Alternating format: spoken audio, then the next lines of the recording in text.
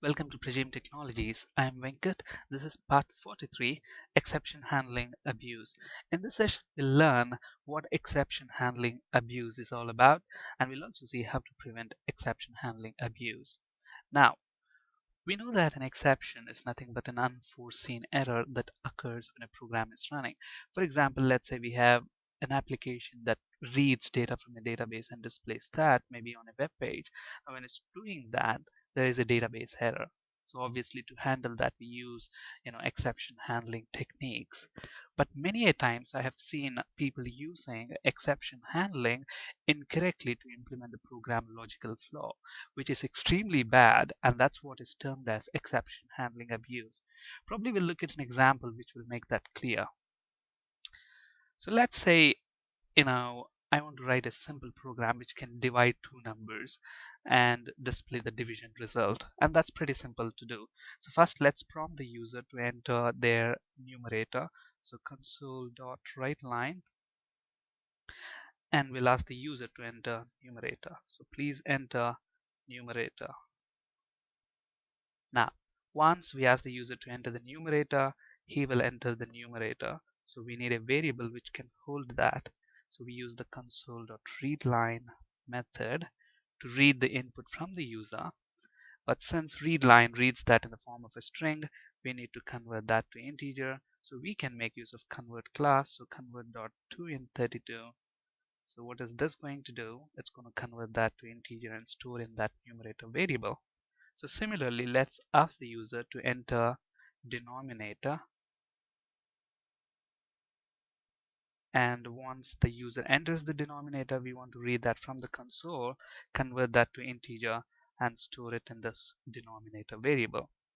And obviously we want to calculate the division result, which is equal to numerator by denominator. And then we finally print the result back to the user. So result is equal to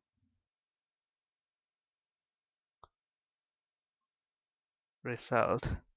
Alright, now if we run this program, it's pretty simple. It will ask the user to enter two numbers. Let's say numerator is 10, denominator is 2, result is 5. It works. But then there are several reasons why this program can fail. If you look at this, it's asking us to enter a numerator. The first reason why this program might fail, if I enter, alphabets instead of numbers, what this program will do, it will try to read that from console and try to convert that. Now, when this convert.toInt32 method, tries to convert the string, it cannot convert that to integer. It will throw an exception, format exception. So when I do this, look at that, you get a format exception. So obviously, to handle that, what we can do, we can put this in a try block.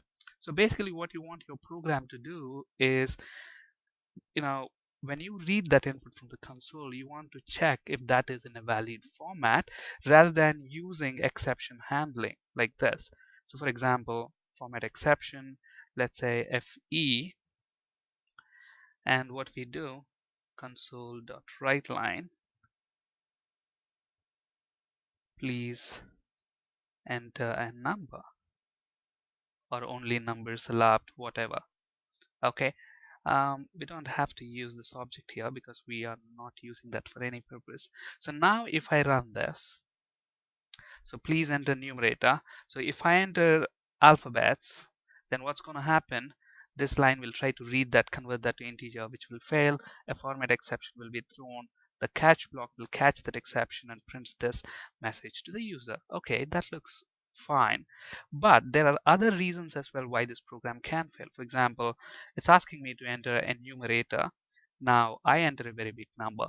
Now you know that an int32, an integer, can only hold a number of certain size, and this is definitely big for an integer variable to hold. So when I press enter, what's going to happen? Console.readLine will read that number, and when it tries to convert that to an integer, obviously it cannot convert that to an integer because it overflows. Okay, what happens if you pour 2 liters of water in a 1 liter can? It's going to overflow. Similarly, if you try to store a huge number in a variable of smaller data type, obviously that's going to overflow. So we get an overflow exception. So obviously to handle this, probably we have to have another catch block, maybe catch overflow exception. And what we want to do here is we want to tell the user, okay, you entered a number that makes sense, but that entered number should be between, the ranges that an integer variable can hold. And what is that range? How do we find out? Let's see that. So console.writeLine, and then we want to say only numbers between,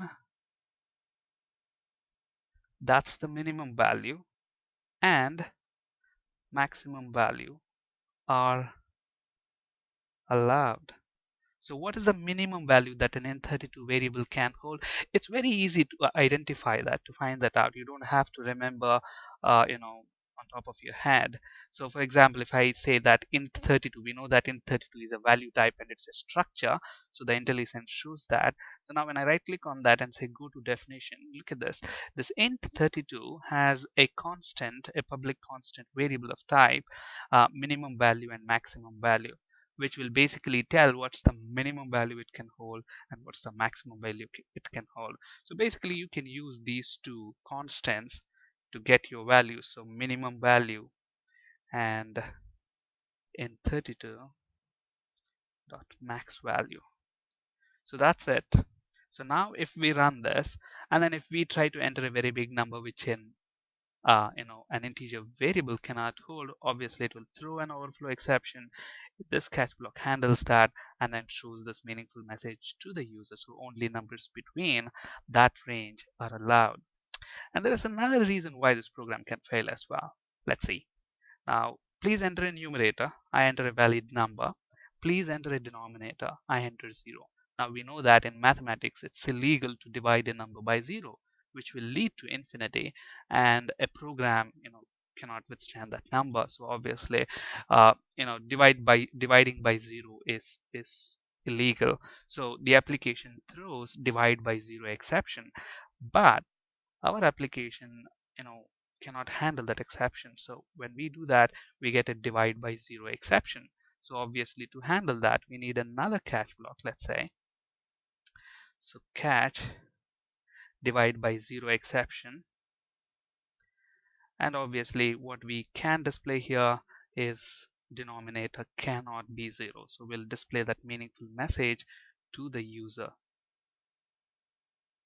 Denominator cannot be 0. So now if the user enters 0 as the denominator, then he will get that meaningful message. And apart from these three, if there is any other exception, then it's safe to have another catch block. So we will just say console.writeLine ex.message. Maybe here we will have a reference variable.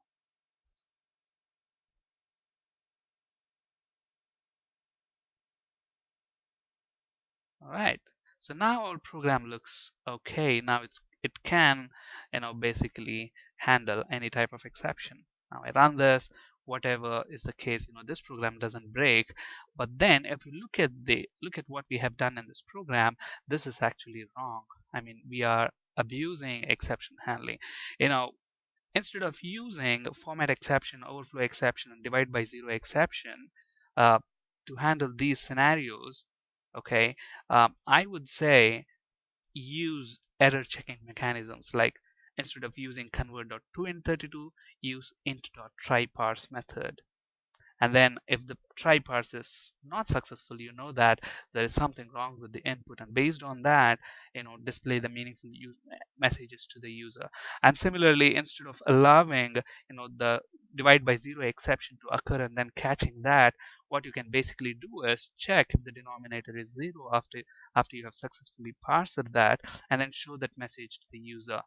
All right, what we will do is actually we will see how to prevent this exception handling abuse with an example in a next session. So I hope in this session you have understood this way of implementing programming logic. Here what am I doing? I'm using format exception basically to tell, okay, your entered number should only be a your entered value should only be a number. And similarly, to tell him the range, I'm using overflow exception. But instead of that, once you try to parse that based on the result, you can basically tell whether if he has entered a number or not, whether if it falls within a specific range or not. Similarly, if the denominator is 0, you can straight away tell the user, okay, dividing by 0 is not allowed, rather than allowing the divide by 0 exception to occur and then telling the user, within that exception block, okay, denominator cannot be 0. So we have to prevent this, and we will see that in our next session. On this slide, you can see ASP.NET and C# interview questions. Thank you for listening. Have a great day.